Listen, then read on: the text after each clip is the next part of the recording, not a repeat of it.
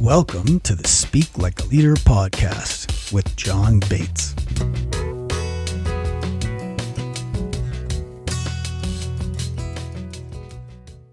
Welcome to the show. With me today are Jami and Marla Keller of bringbackintimacy.com. They are intimacy mentors and relationship coaches, and we met, years ago during the filming of Leap, the coaching movie.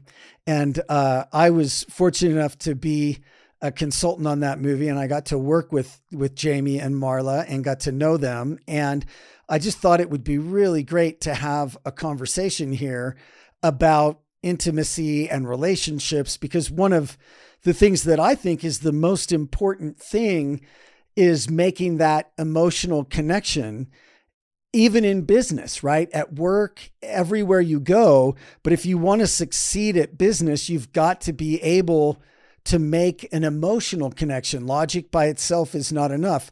And I think that it's something that's just really inherently scary for people, right? So welcome, Jami and Marla.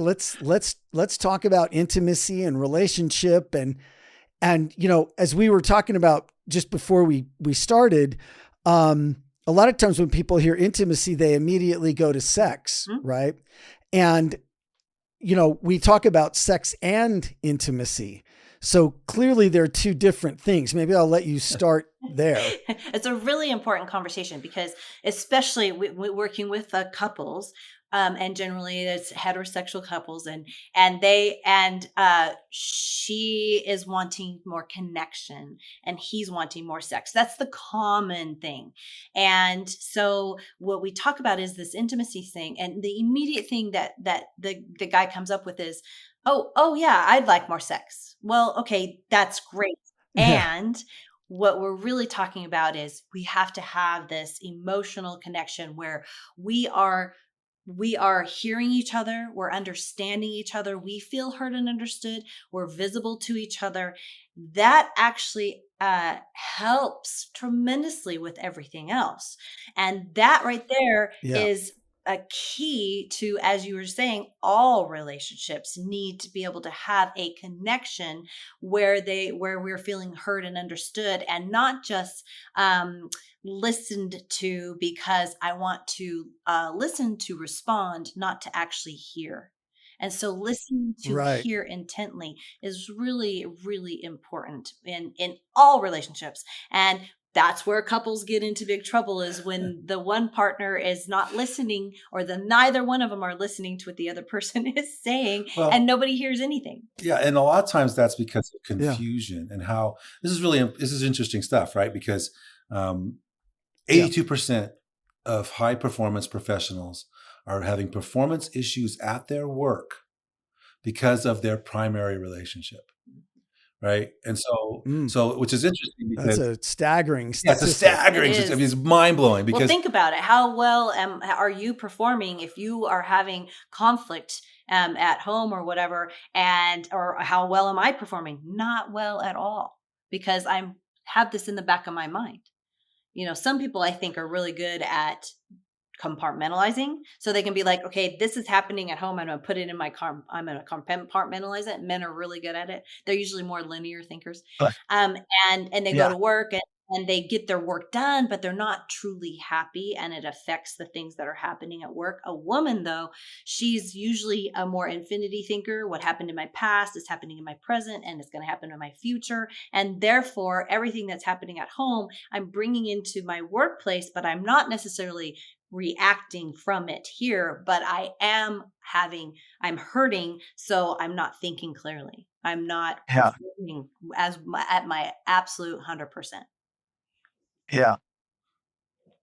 Well, that's a big deal. Like, that's an enormous toll that it takes. And, you know, I would like to come back to that, but I also think that, you know, there's just a more general fear of intimacy in the workplace, just among coworkers, right? Oh yeah. What do you share? What do you not share? How do you have a relationship? It's interesting because Brene Brown says, actually, her new book, Atlas of the Heart, get our Phenomenal. Feeling Wheel 5.0, go to our bringbackintimacy.com and get a free copy of our digital copy of our Feeling Wheel 5.0 and read Atlas of the Heart, Brene Brown, and find the feelings on the wheel and process with your partner if you can. Process that book. It will blow your mind where she comes from. And what the first thing she says in that book is granularity, or skill in communicating feelings, is the first and most important thing that we have to develop. Yeah. Wow. And if you can't name 3 feelings that you're feeling right now, you're not a very good communicator. and that's a really, really good point. In the workplace, expressing feeling language is not necessarily quite, I mean, people aren't used to it, right? How are you doing? I'm fine. Yep. If someone said, how are you doing, Marla? And I said, well, right now I'm feeling confused and overwhelmed, but also happy. They'd look at me like, you're kind of crazy, right? What are you saying?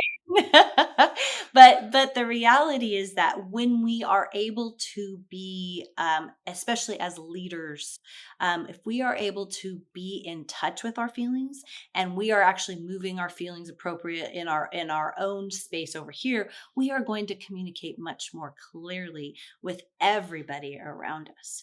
And when I'm able to communicate more clearly, then I am going to generally get the things that I need. And that's or at least I'm expressing well enough so people understand what I'm asking for. Yeah. It improves your chances 100-fold if you can literally ask for what it is that you want. Right? I mean, it's not. One of the things that I definitely work with people on right off the bat is getting clear themselves. You know, like you can't be clear with others till you're clear with yourself. And there are a lot of things that are kind of built into our society that have us not want to be clear with ourselves, right? And it's very easy not to engage in your feelings. Yeah, and that really destroys authenticity. And it's very hard to be an authentic leader if you're not in touch with yourself, right? Yeah, exactly. And that reminds me of another quote in that book. I'm just kind of excited about this book. It proves all of our work for the last 29 years. So we're really digging into it. And one of the things that Brene says is that for a leader, curiosity, especially when there's confusion, is a vital leadership skill. That's a really, really good point. Yeah. It's vital. You have to get curious. You can't just say, oh, well, we'll scratch that. That doesn't work. Because most people, when we engage in confusion, a lot of our clients are confusing being confused with being ashamed. And I think a lot of leaders struggle with this because that's a really say more.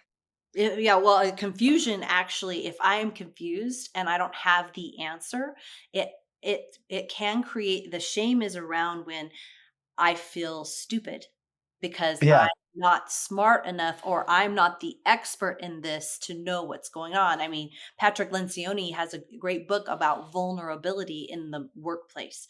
And what he talks about is that being truly, like you're talking about, the authentic leader, being authentic and saying, you know what, I don't know the answer to that question. I'm going to go look for it. Or let me think about that for a minute. I mean, that's fantastic in the workplace. And that's fantastic in relationships at home. And curiosity always kills criticism. And that's so powerful, because if I'm feeling curious about what Jamie's expressing because I'm confused, curious about it, and I bring curiosity to it and say, hey, help me understand, he's going to respond way better than me saying, well, I don't understand what you're saying. That's stupid, or whatever. I hopefully say those words, but that's when I get critical, it's going to stop all conversations. Yeah. So curiosity over criticism. Yes, get curious instead of critical. That's one of the things we tell all of our clients. It's okay, wait a minute. Slow down. You're getting angry. You're getting critical.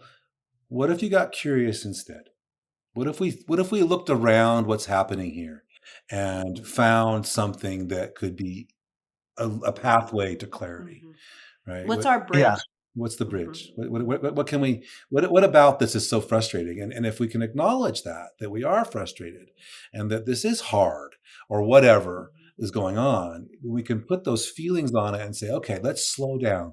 Let's figure out why. Because most everybody that comes to us can relate to having a similar fight or the same fight kind of over and over again. And a lot of times they don't even know what it is about. It's just the same fight over and over again. It feels the same. It just feels the same, right? Yeah. Because we just have that fight, and then we walk away mad and whatever, and now there's a distance between us. And that distance, because if we don't get curious, yeah, we are staying in that critical place, and we're blaming, and that's more shame. Blame is shame. Or defending, defensiveness. Very limiting, not only limiting, but also very disconcerting response wherever you are, whether that's in the relationship or at work, or you get defensive. Let's say, hey, wait a minute, this document needs this thing on it. Oh shoot, I forgot that. Right. Embarrassment, which can, for some people, because I'm stupid now, I'm stupid means shame. And so that shame says, oh, look, that was ridiculous. How did and your brain goes, why did I do that? That was so dumb. I can't believe I missed that. Blah, blah, blah. And then I'm getting critical of myself instead of curious about how can we fix this? And then my response in defensiveness, or even blaming back, that creates more issues than ever needed to be a part of the conversation at all. And just me saying, oh, hey, yeah, I made that mistake. It's okay. We all make mistakes. Yeah. Yeah. I mean, and it's interesting, right? How many similarities there are between intimate relationships of couples and just intimate relationships among people who are working together. Because I mean, there you are, you're working together. Like it's an intimate relationship on some level. Well, you spend more time than you do with your spouse, with people. You work with a certain group of people every day. You're seeing them probably more hours in a day than you do your partner. Yeah. More hours. Right. And so the level of accountability, the level of connection that is between that, the openness of the conversation, which all the things we talked about kill, right? Criticism, defensiveness, stonewalling, unaccountability. Those are all factors that decrease our performance. Yeah. So what are some of the ways out of these things that you guys talk about? Well, we went to, for couples and for individuals, it's fixable. Relationships are mostly healable. In our practice, 97% of our clients stay together happier than they've ever been. Most people that come to us are considering or are already separated or already in divorce proceedings. Right? And most of them have spent 10, 15 years in marriage counseling. And within 3 weeks, sometimes even in the first session, clients are saying, oh, I've gotten more out of this than 10 years of therapy or whatever, because we don't do the he said, she said thing. So what we want people to know is it is fixable unless somebody is really bad off. I mean, abusive and, way off the deep end. The extremes. And it is fixable if you have the right tools. There's the same thing applies in work. Yeah. If there's fractured relationships at work, those can be fixable. It takes specific things and focusing on those tools. So tools that we offer our clients for helping them to communicate better. First and foremost, only 7% of communication is what I say. How my body looks, how, if I'm doing this and I'm leaning back and I'm like, all these things matter. My face matters, how I'm responding, how my facial expressions are, all those things are important. And so we discuss all of those factors. And one of the main tools that we offer is called a check-in tool. And it is so phenomenal because within the first week, you can start communicating differently with your partner. And this relates to you can communicate differently with the people at work that you are experiencing tension with. And so that tension is one of those things that we're saying that most things are not problems to be solved, that they are tensions to be managed, because we're not going to solve all the problems. And that's in work. You're not going to solve all the problems. You can certainly talk to the tensions that need to be managed. And in that, using I statements as opposed to you statements. It seems like, oh, well, duh. The reality is, how often do you hear, well, if you would have, well, if you would just, you feels very much like blame, right? Right. And if I go, hey, I want to let you know that the other day we had the discussion about whatever it is. And I came out of that feeling really frustrated and confused. And I wanted to share that with you. How can we communicate better? How can I help me understand what it is that you were actually wanting me to understand? Because obviously I did not understand well. Just something Right. like that, where you're using I statements and you're using help me understand, can be very powerful at repairing. And in the workplace, when you are in conflict with somebody in the workplace, whether that's you have you're in a partnership, you're entrepreneurs in a partnership, or you have employees, or you're an employee, any of those things, it doesn't matter what the relationship is. If I'm able to approach a tension or an issue with, first and foremost, humility, coming to that and saying, I just really hope I can understand this, because I want to get back on the same page with you. And Right. it works in all settings. And it's really profound for couples, because once we stop the blame, shame, defend game, we end up having better conversations and beginning to understand each other and feel deeply understood. That's what intimacy is, feeling deeply understood and known. And a Yeah. lot of what Marla is talking about here is finding the blind spots. And that's where our coaching comes in, right? Because Right. people have been together. We the highest divorce rate among marriages right now is people over 50, which is a new thing. Yeah, that's really interesting. It's a new, over the last few years, that's a new development. One of the reasons why is because the millennials aren't getting married. And so while the divorce rate is literally going down a little, the separation rate of long-term relationships is up over 80%. So basically 80% of committed relationships end up in separation. And at least for a time. And what's interesting about that is between it's like 72%, I think, if I have my numbers right, of people that get divorced regret it within 3 years. Right? But it's one of these control. That's interesting.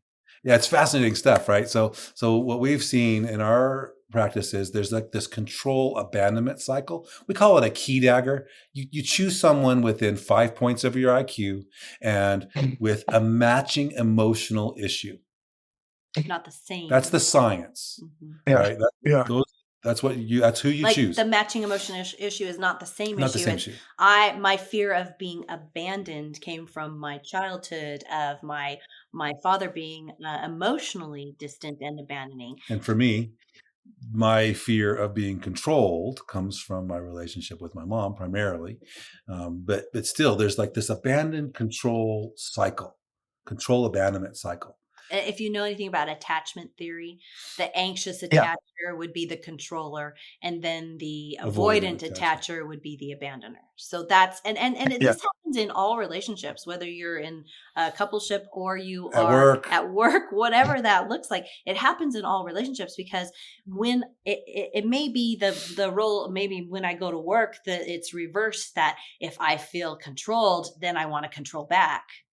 Or if I feel like someone is not fully disclosing and they're giving me the silent treatment or whatever that is, then I want to abandon them too and just have silence between us. I mean, it can shift back and forth. It can be control, abandon, control, abandon. Jami and I happen to have the role. I'm the identified controller. So I'm the recovering controller. Jamie's the recovering abandoner.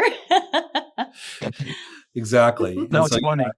And so that dynamic really plays a role in how we approach these conflicts, right? Or tensions.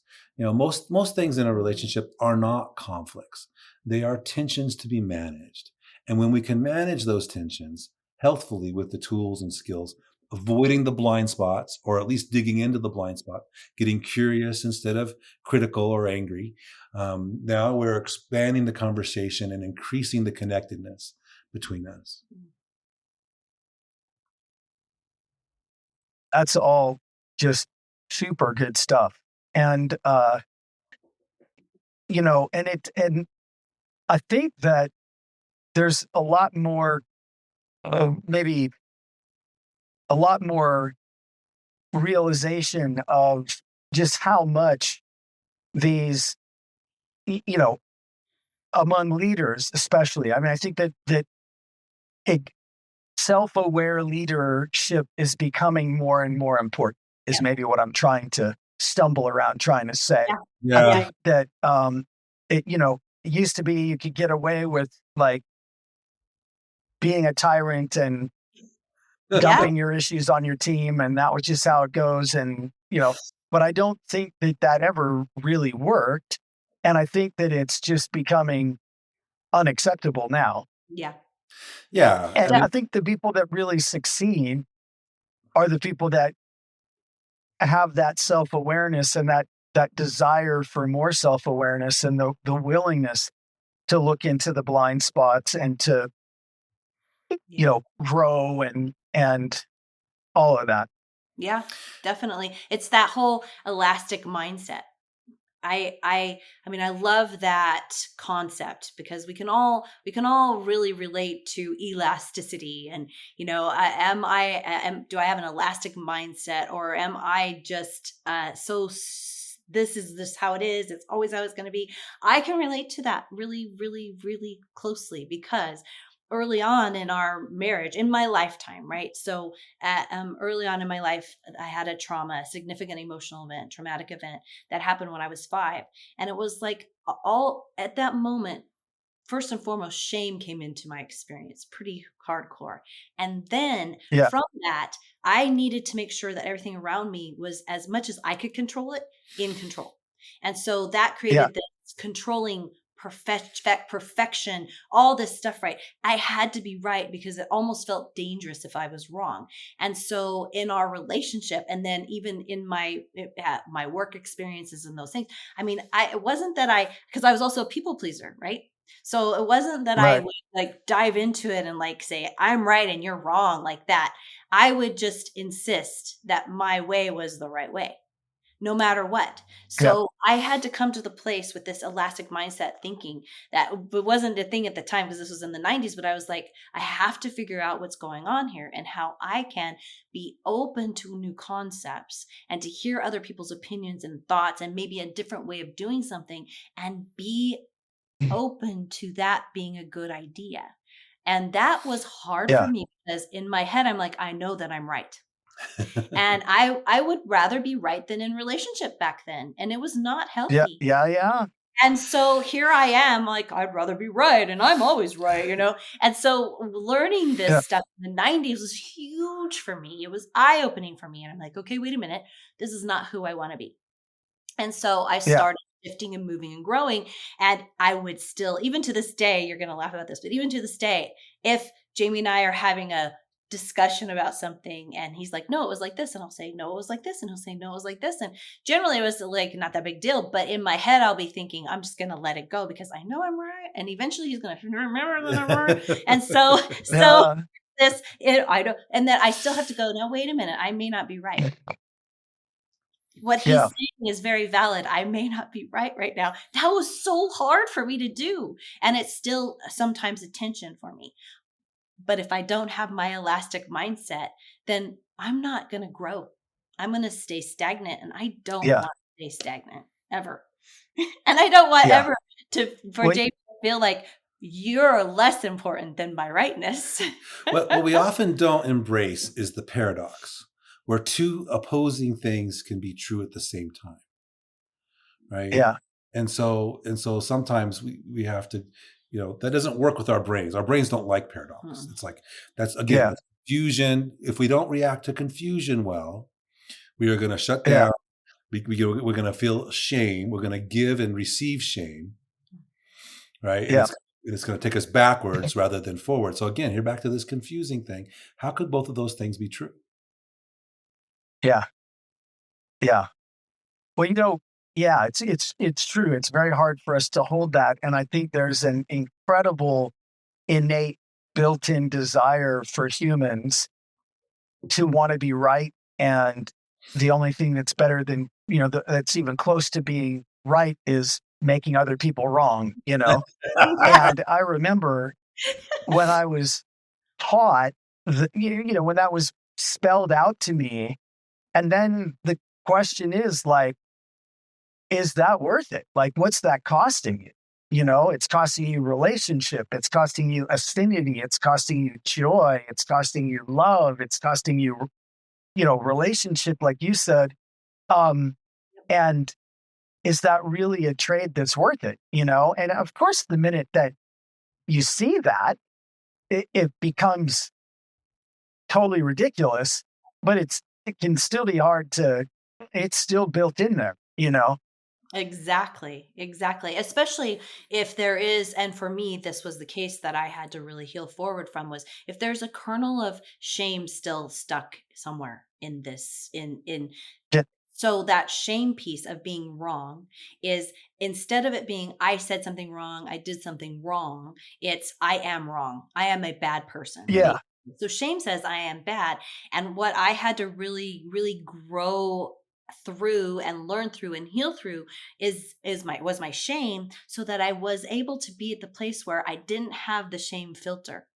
So if I said something funny or did something wrong, I didn't immediately go to defensiveness or blame or just try to make it okay. Right. I stopped doing those things because it was okay for me to be wrong. But that was not an okay thing, because it felt like I was a horrible person, which is a crazy thing. I would be awake in the night for hours thinking, that was so stupid. And the truth was, it was maybe what I said was kind of silly or ridiculous or even wrong, but it wasn't stupid. Right.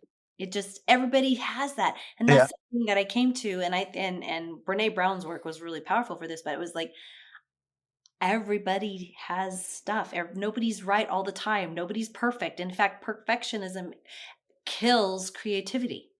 So my perfectionism really killing my creativity, and that's not okay either. No. Yeah. No, I totally hear that. I mean, I often remind people that perfection is the enemy of the good.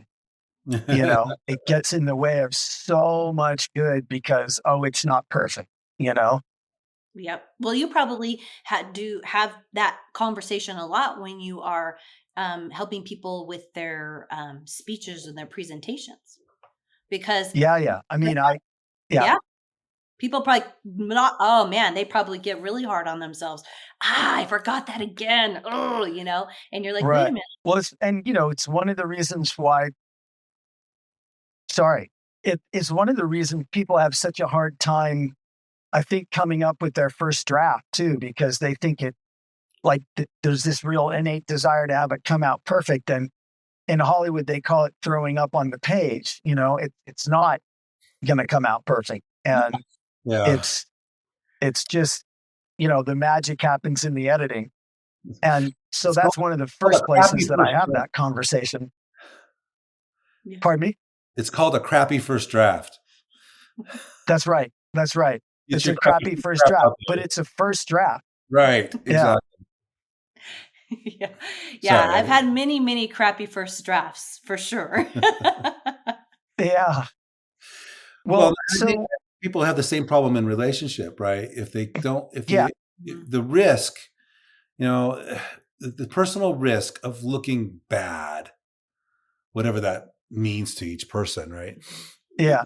The risk there is often higher than the perceived benefit of being connected, right? So we tend to be fragile. We tend to be really careful.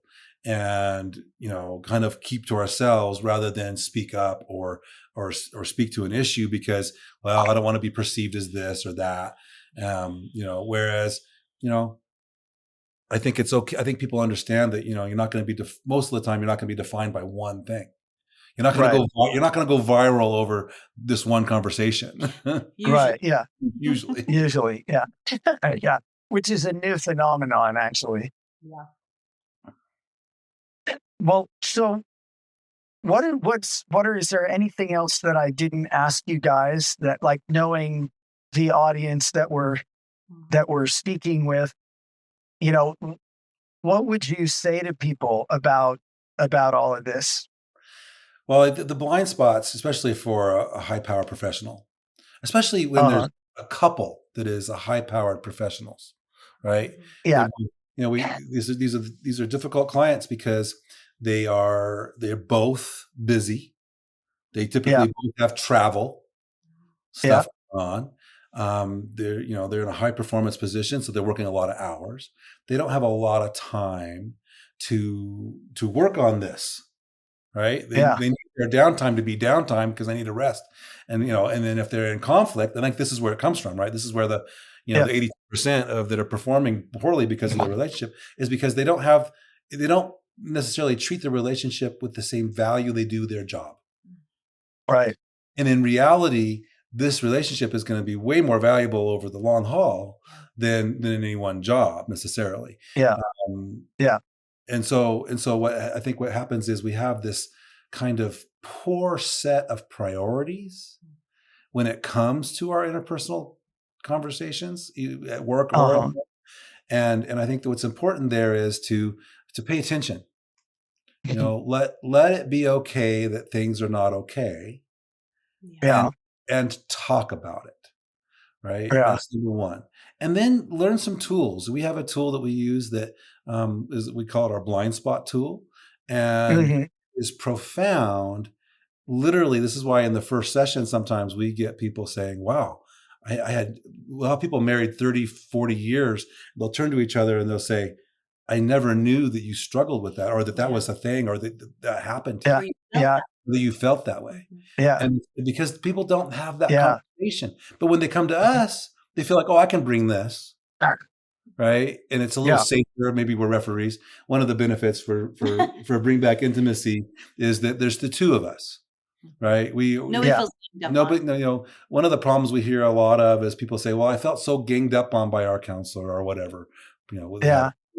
Because they took their side and I didn't have my side. Well, we make sure that doesn't happen here. And we don't do the he said, she said, because, when was the last time you convinced somebody, say, of a political point of view?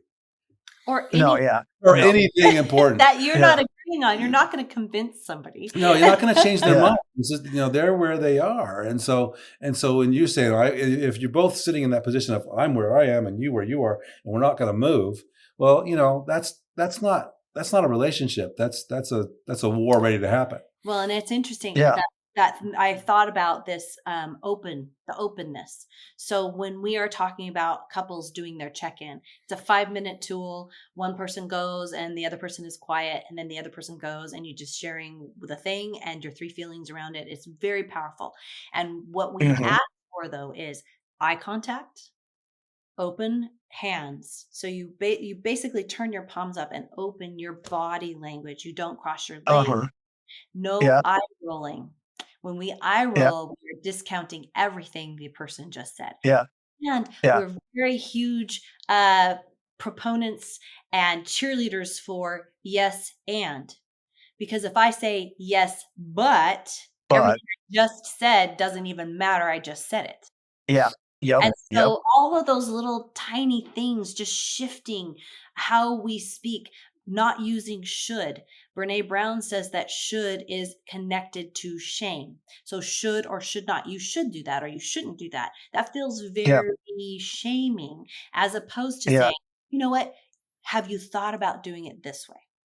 You could do this or you could do that.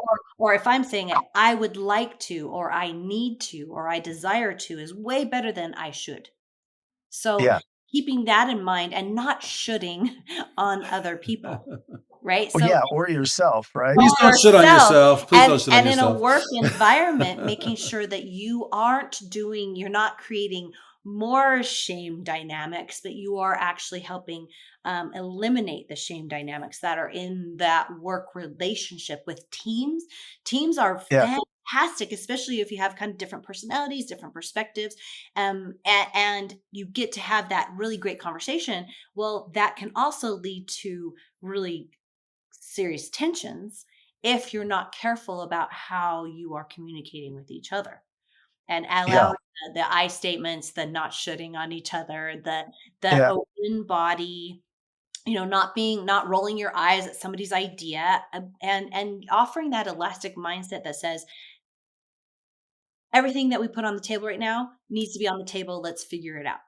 Let's be a team, as opposed to we're not against each other. We're not like, even in a relationship, especially in a relationship, we are teammates. We're on the same team. At least that's the hope.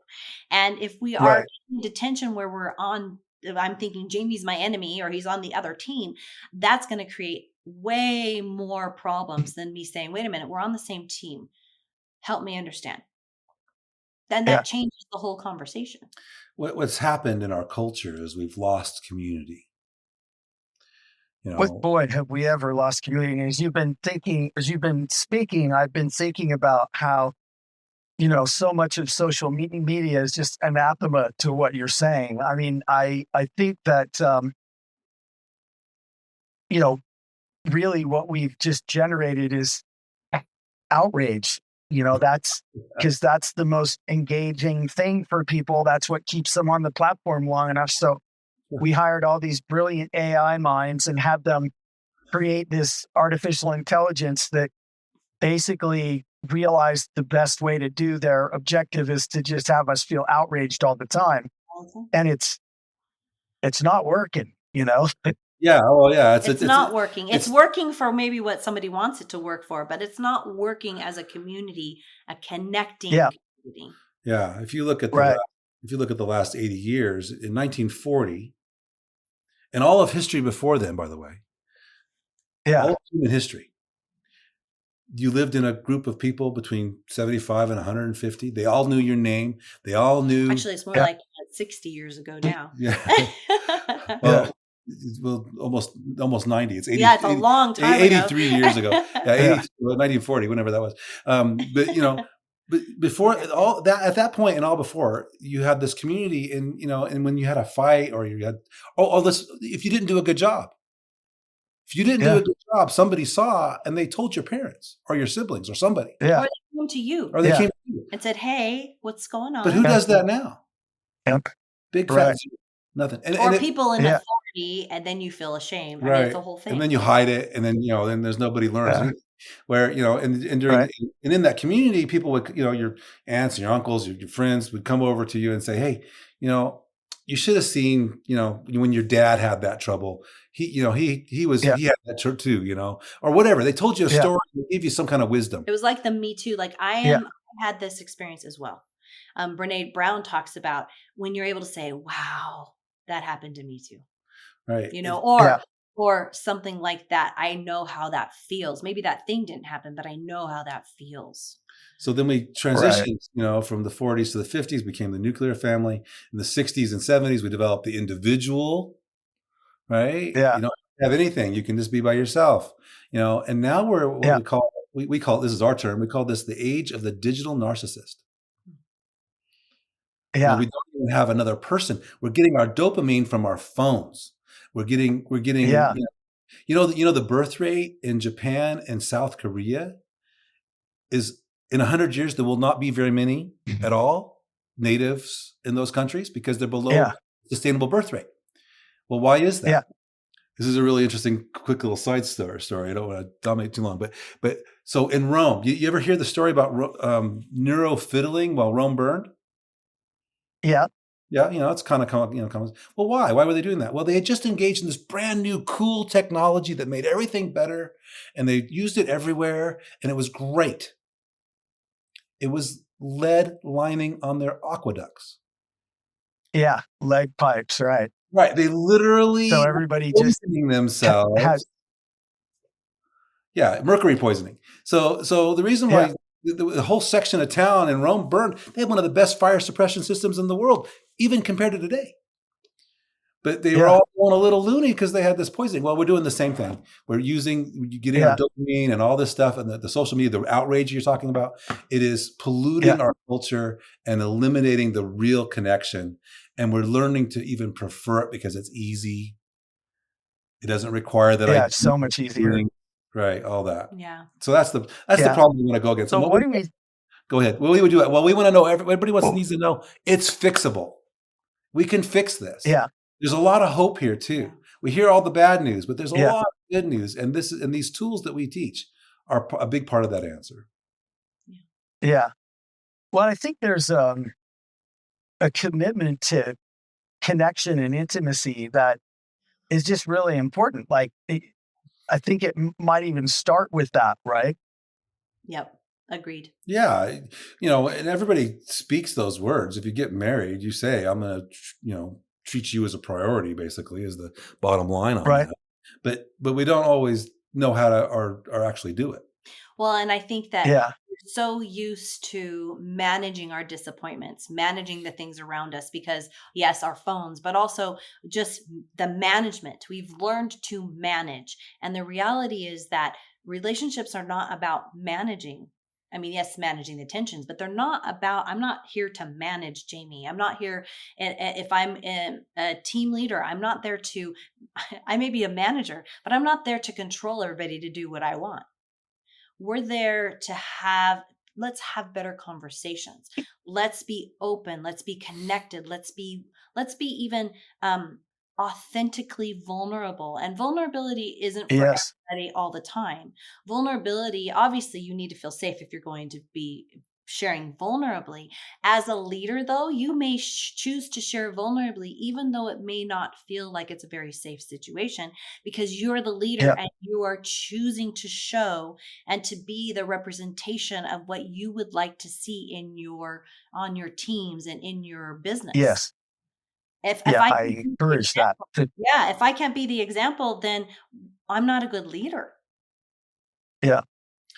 And I think Marla said this about disappointment. The problem with disappointment is most people, and I'm talking like 80, 90% of us, we would rather live disappointed than feel disappointed. Right? That's really interesting. The feeling is so scary. To feel disappointed is so scary.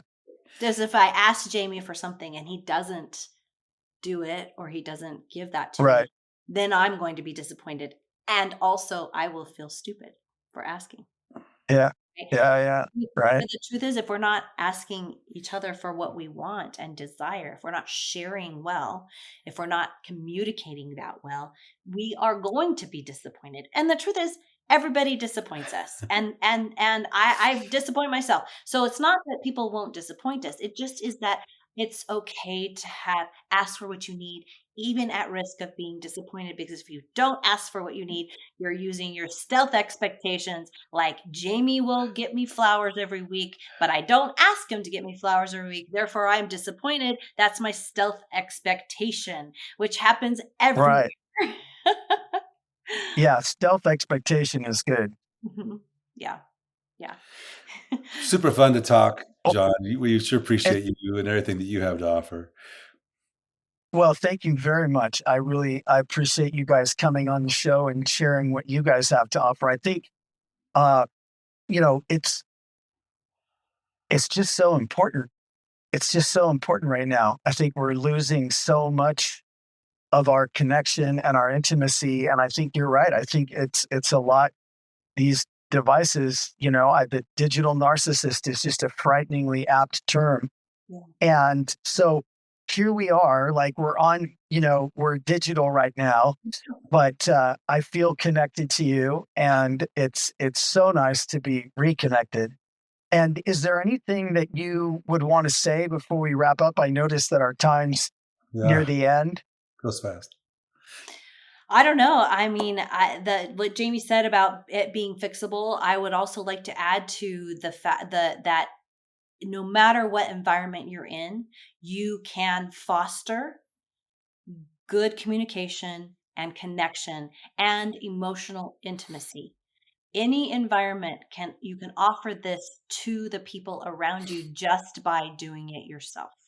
Whether you're a middle manager or you're a leader or whatever you are, you have the great opportunity to show it by action. You're living what you desire to see in the world, basically, right? And if you need help with that, go make a free appointment at bringbackintimacy.com. We do a free 30-minute session to find out more about what we do and how we do it. And we have a 97% success rate keeping couples together happier than ever. We also work with individuals, but that's, our claim to fame is that we have a success rate that nobody else can touch. We also have worked with a lot of small businesses to help them with their communication and their connection within their communities. Corporate which leaders, sounds a little bit crazy because we're relationship people, but relationships are relationships no matter where you are everywhere. That's right. Yeah. Absolutely. Well, perfect. Thank you so much for joining me. And I wish you guys all the best. And thanks for the good work you do. Like, we all have lots of friends who've been divorced. And I know that it is usually turns out to be a real experience. And I love knowing that you have such a great success rate in helping people who chose to be together, stay together. It's so good to have those shared memories and those shared experiences. And it's just, so I think you guys are doing really, really important work. And thanks for joining me. You're so very welcome, Thank John. you, John. Thanks we for feel having the us. same about you. Thank you. And to those of you listening, thank you for joining us. We'll see you next time on speaklikealeader.show. Thank you for joining the Speak Like a Leader podcast. Go be awesome.